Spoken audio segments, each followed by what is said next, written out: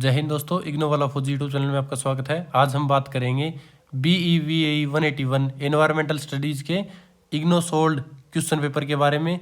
हमने एक सीरीज शुरू कर रखी है जिसमें हम 5 सोल्ड क्वेश्चन पेपर देखेंगे, जिससे आपको एग्जाम अटैम्प्ट करने में हेल्प मिलेगी।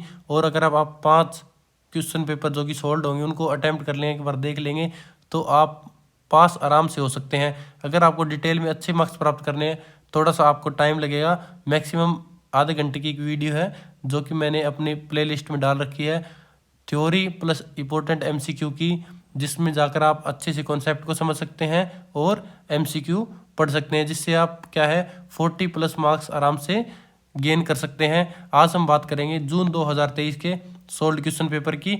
अगर आपने अभी तक चैनल को सब्सक्राइब नहीं किया तो चैनल को सब्सक्राइब कर लें और वीडियो को लाइक करना ना भूलें।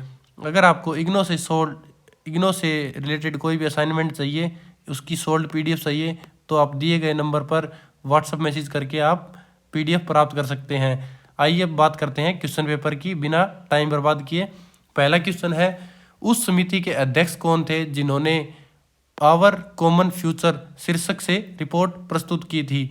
तो इसके कौन थे जो लेखक थे, अध्यक्ष थे समिति के? ग्रो हार्लेम ब्रूटलैंड इसका नाम है, ये राइट ऑप्शन होगा। अगला है, निम्नलिखित में से कौन सा मानव निर्मित पर्यावरण नहीं है? तो इसमें से कौन सा ऑप्शन आएगा? 4 फलों के बाग, खेत, फसल क्षेत्र, बांध और प्राकृतिक झील। तो इसका राइट आंसर आएगा प्राकृतिक झील। थर्ड क्वेश्चन है, 1992 में पर्यावरण और विकास पर संयुक्त राष्ट्र सम्मेलन आयोजित किया गया था, तो वो कहाँ पर किया गया था? रियो डी जेनेरो में इसका आयोजन किया गया था। फोर्थ क्वेश्चन है, पारिस्थितिक तंत्र में सबसे जो संबंधित है उसमें निम्नलिखित में से कौन सा कथन सही नहीं है? तो जो नीचे कथन दिए गए हैं उसमें से कौन सा असत्य है उसकी बात करेंगे। सभी परितंत्रों की संरचना समान होती है, राइट है। परितंत्र अपना निर्वहन स्वयं करते हैं क्योंकि वे बाहरी प्रभावों के लिए खुले होते हैं, ये भी इसका राइट है। ऐसे परितंत्र जिसमें स्वपोषी और परपोषी हो लेकिन अपघटक न हो, वह स्वनिर्भर होगा, ये भी राइट है। परितंत्र आकार और जटिलता में अत्यधिक भिन्नता प्रदर्शित करते हैं, तो ये इसका क्या है? असत्य है। तो इसलिए इस क्वेश्चन में आप क्या है 3 राइट स्टेटमेंट सीख सकते हैं। पहली, दूसरी, तीसरी राइट है, ये आप अच्छे से पारिस्थितिक तंत्र के बारे में समझ सकते हैं। और चौथी ये क्या है? रॉन्ग है, तो ये हमारा राइट आंसर हो जाएगा। आहार श्रृंखला में शाकाहारी कौन से पोषी स्तर के जीव होते हैं? तो इसमें आएगा पोषी स्तर 2 के। पृथ्वी की सतह पर सबसे बड़ा रिजर्व भंडार कौन सा है? तो इसमें आएगा कौन सा आएगा? मृदा और अवसाद, वायुमंडल, महासागर और जीवमंडल। तो महासागर है, ये पृथ्वी पर कितना है? 77% अप्रोक्स अवेलेबल है, तो सबसे बड़ा भंडार यही है। निम्नलिखित में से किसे प्राथमिक समुदाय कहा जा सकता है? तो लाइकेन को प्राथमिक समुदाय कहा जा सकता है। मरुस्थलीय परितंत्र में सबसे प्रमुख पादप प्रजाति कौन सी है? तो कैक्टस भरपूर मात्रा में पाए जाते हैं, तो कैक्टस इसका राइट आंसर होगा। एक जलीय परितंत्र में ऐसा अस्थायी जीव जो वायु जल अंतरापृष्ठ पर रहता है वो क्या कहलाता है? तरणक। जो जलीय परितंत्र में क्या है? अस्थायी जीव है, और वायु जल जो उस परत पर रहता है उसे क्या बोलते हैं? तरणक बोलते हैं। महासागरों में डैश मंडल जोन उथला होता है और उच्च उत्पादकता वाला होता है, उसे क्या बोलते हैं? नेरेटिक। निम्नलिखित में से कौन से वन में सबसे अधिक विविधता वाले जो समुदाय होते हैं? तो इसमें क्या है? ऑप्शन होगा, उसी जो जंगल दिए होंगे, जो वन दिए होंगे, उसमें से उत्तर सेलेक्ट करना है। पहला शंकुधारी शीतोष्ण सदाबहार वन, उष्ण कटिबंधीय वर्षा वन, उष्ण कटिबंधीय पर्णपाती वन। तो इसका राइट आंसर होगा ऑप्शन 3, उष्ण कटिबंधीय वन। पौधों से वाष्प के रूप में जल की हानि होती है, वाष्पोत्सर्जन होता है, जिससे पेड़ों से क्या है? पानी निकलता है और वायुमंडल में जाता है। अगला है 13, निम्नलिखित में से कौन सा सूखा एक आर्थिक प्रभाव है? तो फसल की हानि के जो होती है वो सूखे के कारण होती है। दक्कन और मध्य भारत के पठारों में पाई जाने वाली मृदा किस प्रकार की होती है? काली मिट्टी में पाई जाती है। निम्नलिखित में से कौन सा भूमि निम्नीकरण का प्रमुख कारण नहीं है? जल स्रोतों का विकास भूमि निम्नीकरण का कारण नहीं है। उष्णकटिबंधीय वर्षा प्रचुर वन के बारे में कौन सा कथन सही नहीं है? सत्य कौन सा है? तो पहले सही कथन देख लेते हैं। ये पृथ्वी की भूमि सतह के 7% से कम भाग में फैले हुए हैं, ये राइट है। सभी ज्ञात स्थलीय प्रजातियों में 50% से अधिक यहाँ पाई जाती है, ये भी राइट है। सभी ज्ञात पौधों में लगभग 62% इन वनों में पाए जाते हैं, ये भी राइट है। तो रॉन्ग क्या है, वर्षा प्रचुर वन केवल अमेजन और कांगो बेसिन में पाए जाते हैं, तो ये रॉन्ग स्टेटमेंट है और ये ऑप्शन राइट होगा। अगला आ जाता है, यह आकलन किया गया है कि भारत को अपनी पारिस्थितिकीय और आर्थिक आवश्यकताओं को पूरा करने के लिए खालिस्तान प्रतिशत क्षेत्र में वन रखना चाहिए। ये हम बचपन में ईवीएस सब्जेक्ट में पढ़ते आ रहे हैं, तो इसका राइट आंसर होगा 33%। NTFP का पूरा नाम क्या है, गैर लकड़ी आधारित वन उत्पाद, इसका राइट आंसर होगा। निम्नलिखित में से कौन सी विविधता का मूलभूत माप कहलाती है, आनुवंशिक विविधता क्या कहलाती है, विविधता का मूलभूत माप कहलाती है। भारत में निम्नलिखित में से कौन सा जैव भौगोलिक क्षेत्र सबसे अधिक समृद्ध माना गया है, तो जो पश्चिमी घाट है, ये बहुत ही इंपॉर्टेंट क्वेश्चन है, लास्ट में बहुत बार आया है और एक क्वेश्चन में 2-3 टाइप के इससे रिलेटेड क्वेश्चन आए, तो इसको ध्यान से देख लीजिएगा।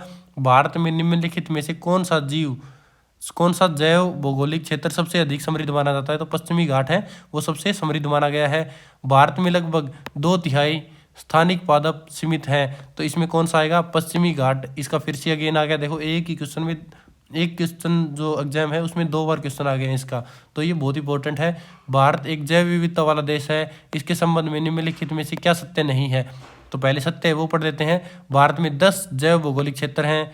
भारत काष्ठ पौधों के उत्पादन के लिए 12 केंद्रों में से एक है। भारत में 2 प्रमुख और 3 गौण जैव प्रदेश हैं, ये राइट स्टेटमेंट है। तो गलत क्या है, विश्व के 34 जैव विविधता हॉटस्पॉट में से 6 भारत में है, ये रॉन्ग स्टेटमेंट है और ये इसका क्वेश्चन का राइट ऑप्शन होगा। भारत में पहली तरंग और व्यावसायिक ऊर्जा संयंत्र स्थापित की गई थी, केरल के विंझिंगम में इसकी व्यावसायिक ऊर्जा संयंत्र स्थापना की गई थी।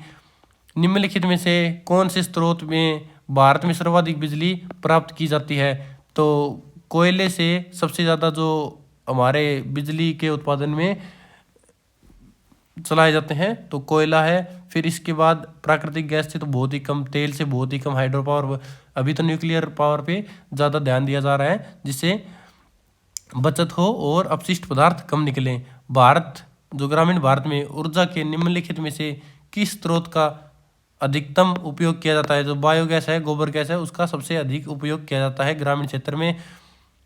अगला है, यह वह अधिकतम जनसंख्या जिसे प्रौद्योगिकी के दिए गए स्तर पर पृथ्वी के संसाधनों द्वारा समर्थित किया जाता है कहलाती है जैव भौतिक धारण क्षमता। अगला क्वेश्चन है, निम्नलिखित में से कौन सा प्रजातियों की चयनात्मक विलुप्ति का एक उदाहरण है, तो यात्री कबूतर इसका एक उदाहरण है। अगला है, निम्नलिखित में से कौन सी भारत के अर्ध शुष्क क्षेत्रों में पाई जाने वाली आक्रामक प्रजाति है, कांग्रेसी घास बहुत ही आक्रामक प्रजाति है, इसके क्या है, इसको विनाश करना बहुत ही मुश्किल है। निम्नलिखित में से कौन सा जैव विविधता का बाह्य स्थल संरक्षण नहीं है, राष्ट्रीय उद्यान और अभयारण्य क्या है, जैव विविधताओं का बाह्य स्थल संरक्षण नहीं है। निम्नलिखित का सलेखन कीजिए, ये क्वेश्चन नहीं है इसमें। तो अगला देखते हैं 31, निम्नलिखित में से कौन सा प्रदूषण का भौतिक प्रभाव है, तो ध्वनि क्या है, प्रदूषण का भौतिक प्रभाव है। निम्नलिखित में से कौन सा प्राकृतिक प्रदूषक नहीं है, तो कुहासा समूह क्या है, प्रदूषक नहीं है, ये कोई प्रदूषण नहीं है। जो कि एनसीआर क्षेत्र में जो आजकल एक स्मोक की बात हो रही है, स्मोक प्रदूषक है, क्योंकि क्या है, फोग और धुएं स्मोक को मिलाकर स्मोक बनता है, तो ये एक हानिकारक है। परंतु स्मोक क्या है, स्मोग, कुहासा, ये अच्छा है प्रकृति, फसलों के लिए और आदमी के लिए, इंसान के लिए अच्छी चीज़ है। TDS का पूरा नाम क्या है, टोटल डिजोल्ड सोल्ड्स, क्या वो है, टोटल डिजोल्ड सॉलिड्स, ये क्या है, राइट आंसर होगा। डेसिबल का मापन किसका करता है, ध्वनि के दाब का मापक होता है। निम्नलिखित में से कौन सा संकेतक प्रजाति की विशेषता नहीं है, उच्च सहनशीलता। 36 देखेंगे, निम्नलिखित में से कौन सा संकेतक प्रजाति का भौतिक उपचारक है, तो काष्ठकर्ण इसका राइट आंसर होगा। जब अनेक उद्योगों और शहरी क्षेत्रों में अपशिष्ट निस्तारण के लिए पर्याप्त स्थान नहीं होता तो सामान्यतः किस विधि का उपयोग किया जाता है, भूमिगत निस्तारण और समुद्र के सेपण, दोनों में इसका उपयोग किया जाता है। जलवायु परिवर्तन पर अंतर सरकारी पैनल IPCC की स्थापना कब हुई थी, मोस्ट इंपॉर्टेंट है, 1988, बार बार क्वेश्चन पेपर में आते रहते हैं। ओजोन की अधिकतम सघनता कहाँ पाई जाती है, तो पृथ्वी से जो ऊपर लेयर होती है, पहली सौरमंडल, दूसरी समताप मंडल में ओजोन लेयर पाई जाती है, तो इसका राइट आंसर समताप मंडल होगा। निम्नलिखित में से कौन सा अम्ल वर्षा का प्रभाव नहीं है? पृथ्वी की सतह पर तापमान का बढ़ जाना अम्ल वर्षा का प्रभाव नहीं है, ये राइट आंसर होगा। 41 देखते हैं। शिक्षा सम्मेलन 2002 का आयोजन कहाँ किया गया था? जोहान्सबर्ग में किया गया था। निम्नलिखित में से किस शहर में राष्ट्रीय हरित अधिकरण अधिनियम की एक क्षेत्रीय शाखा स्थित है? नई दिल्ली में। अगला है, भारत के संविधान के निम्नलिखित में से किस अनुच्छेद में यह कहा गया है कि राज्य का प्रयास होगा कि वह पर्यावरण की रक्षा एवं उसका सुधार करे तथा देश के वनों और वन्य जीव की सुरक्षा करे? ये कहा गया है अनुच्छेद 48A में। अगला क्वेश्चन है जो कि पिछले क्वेश्चन पेपर में भी मैंने पढ़ाया था, इसलिए मैं बोल रहा हूँ कि आप चैनल को सब्सक्राइब कर लीजिएगा, क्योंकि 5 क्वेश्चन पेपर की लगातार सीरीज आने वाली है। इग्नो के मैक्सिमम जो कॉमन सब्जेक्ट है उनकी सोल्ड वीडियो आने वाली है, इजी कॉन्सेप्ट समझाए गए हैं, इसलिए चैनल को फॉलो जरूर कर ले, चैनल को सब्सक्राइब करना ना भूलें। ये क्वेश्चन है, 1000 ईस्वी पूर्व से लगभग 1800 ईस्वी के बीच में जनसंख्या वृद्धि के लिए जिम्मेदार प्रमुख कारण व्यापक रूप से यह कारण थे उच्च जन्म दर हो गई थी और मृत्यु दर कम हो गई थी, ये इसके व्यापक कारण है। निम्नलिखित में से किस रोग को आनुवंशिक रोग माना जाता है? सिकल सेल एनीमिया को आनुवंशिक रोग माना जाता है। निम्नलिखित का सुमेलन कीजिए। तो इसमें मैंने आंसर दिया गया है, ये ए है, जो ये है, ये एक साइड के हैं और ये आगे के हैं, इसका मिलान करना है आपको। तो वायुमंडल है, वायुमंडल का जोड़ किससे होगा? बाढ़ से। और पर इसके जब वायुमंडल के कारण और जो संकट आते हैं उसका सुमेलन गिनना है, तो वायुमंडल के क्या होगा? बाढ़ आ जाएगा। जो जैविक होगा, जैविक का सुमेलन किसके साथ होगा? इसमें जो बढ़ते वेग है उसके कारण जैविक बढ़ते वेग का आ जाएगा। और जो भौगोलिक है, भौगोलिक के कारण क्या होगा? भूस्खलन आएगी और लैंडस्लाइड होगी। जो जलीय है, जल के कारण क्या आएगा? भूकंप आएगा। तो ये इसका राइट आंसर होगा। साइलेंट वैली, शांत घाटी इस नदी पर स्थित है, तो कौन सी नदी है? पेरियार नदी पर साइलेंट वैली स्थित है। निम्नलिखित में से कौन सा पर्यावरणीय नीति शास्त्र के नए सिद्धांत को बनाने के लिए एक कारक नहीं है? तो बढ़ती नैतिक सरकार इसका एक कारक नहीं है। द लैंड एथिक्स, भूमि का नीति शास्त्र किसने लिखा था? एल्डो लियोपोल्ड ने इसका लेखक थे जो इन्होंने लिखी थी। निम्नलिखित में से कौन सा कथन असत्य है? तो असत्य कथन मैंने 3 नंबर हाईलाइट कर दिया है, बाकी 3 राइट हैं, तो राइट को भी आप पढ़ लीजिएगा। अगर आपने अभी तक चैनल को सब्सक्राइब नहीं किया तो चैनल को सब्सक्राइब कर लें और डिस्क्रिप्शन बॉक्स में टेलीग्राम का लिंक दिया गया है, टेलीग्राम लिंक ज्वाइन कर लें, क्योंकि जितने सारे सोल्ड क्वेश्चन पेपर हैं या जितने इंपॉर्टेंट वीडियोज़ के नोटिफिकेशन हैं, जितनी अपडेट्स हैं, सारी चैनल पर अप टू डेट दी जाती है। इसलिए चैनल को, जो टेलीग्राम चैनल है उसका लिंक दिया गया है, तो टेलीग्राम चैनल को ज्वाइन करना ना भूलें। मिलते हैं अगले सोल्ड क्वेश्चन पेपर में, तब तक के लिए जय हिंद, जय